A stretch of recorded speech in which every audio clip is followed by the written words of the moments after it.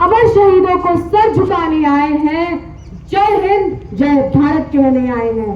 उन सभी का आज दिल से स्वागत है जो प्यारे तिरंगे को फहराने आए हैं, जो प्यारे तिरंगे को फहराने आए हैं। परम सम्माननीय प्रधानाचार्य महोदय, उप प्रधानाचार्य महोदय, शिक्षक गण एवं मेरे प्यारे साथियों, आज 80वें स्वतंत्रता दिवस के पावन अवसर पर मैं राजू त्रिपाठी आज आप सभी का हार्दिक अभिनंदन करती हूँ, वंदन करती हूँ। जैसा कि आपको विदित है, आज पूरा भारतवर्ष आजादी का जश्न मना रहा है, परंतु यह जश्न मनाने का मौका हमें यूं ही नहीं मिला। इसके पीछे हर उस वीर योद्धा की, हर उस वीर सपूत की कुर्बानी की गाथा छिपी है, जिन्होंने एकजुट होकर अंग्रेजी सेना का डटकर मुकाबला किया, लहू की नदियां बहाई और अपने लक्ष्य की प्राप्ति के लिए दृढ़ प्रतिज्ञ और अडिग रहे। इस तिरंगे के आगे झुककर, इस तिरंगे के आगे झुककर करते हैं हम वंदन। इसकी आन बचाने के खातिर अर्पण है यह जीवन। अर्पण 14 अगस्त की शाम, जब ब्रिटिश साम्राज्य का सूरज भारत में डूब चुका था और 15 अगस्त 1947 की वह स्वर्णिम सुबह अपने आंचल में आजादी की सुंदर सौगात हमारे समक्ष लेकर उपस्थित हुई थी। यह दिवस भारतवर्ष के इतिहास में स्वर्ण अक्षरों से लिखा गया। सच्ची आजादी केवल अपने लिए जीने का अधिकार नहीं, बल्कि दूसरों के अधिकारों का सम्मान करने की जिम्मेदारी भी है। हमारे स्वतंत्रता सेनानियों ने हमें सिर्फ एक स्वतंत्र देश नहीं दिया, उन्होंने हमें एक सपना दिया था, एक ऐसे भारत का सपना जहां विज्ञान हो लेकिन पर्यावरण भी सुरक्षित हो, तकनीक हो लेकिन इंसानियत उससे बड़ी हो, अधिकार हो लेकिन कर्तव्य भी हो।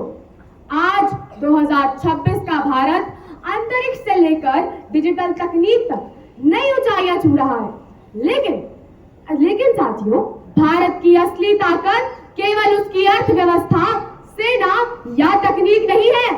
भारत की असली ताकत है उसके 140 करोड़ भारतीयों की एकता।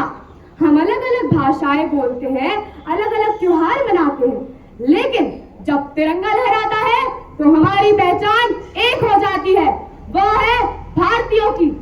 जब बात देश की आएगी, जब बात देश की आएगी, हम जान न्यौछावर कर देंगे। जब ऋतु आएगी मरने की, जब ऋतु आएगी मरने की, हम कफन तिरंगा कर लेंगे, हम कफन तिरंगा कर लेंगे। हम भारतीय हैं, आज हमें यह तय करना होगा कि हम सिर्फ स्वतंत्र भारत के नागरिक नहीं, बल्कि एक बेहतर भारत के निर्माता बनेंगे। तो आइए हम सब यह प्रण लेते हैं, हम सड़क पर कचरा नहीं फेंकेंगे, हम भ्रष्टाचार को सामान्य नहीं समझेंगे, हम संविधान और कानून का सम्मान करेंगे, हम एक दूसरे से भेदभाव नहीं करेंगे, हम शिक्षा को केवल परीक्षा पास करने का साधन नहीं, बल्कि समाज को बदलने का माध्यम बनाएंगे।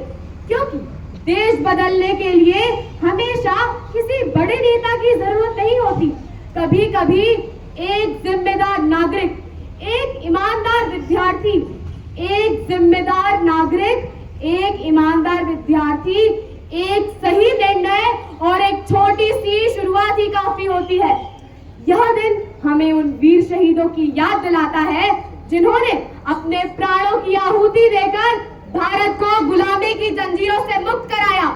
इन वीर शहीदों में सरदार वल्लभ भाई पटेल, नेताजी सुभाष चंद्र बोस, चंद्रशेखर आजाद, भगत सिंह, झांसी की रानी लक्ष्मीबाई आदि अनेक नाम शामिल हैं। आज हमारे चेहरे पर जो प्रसन्नता के भाव हैं, वे इन्हीं वीर शहीदों के बलिदान की देन है।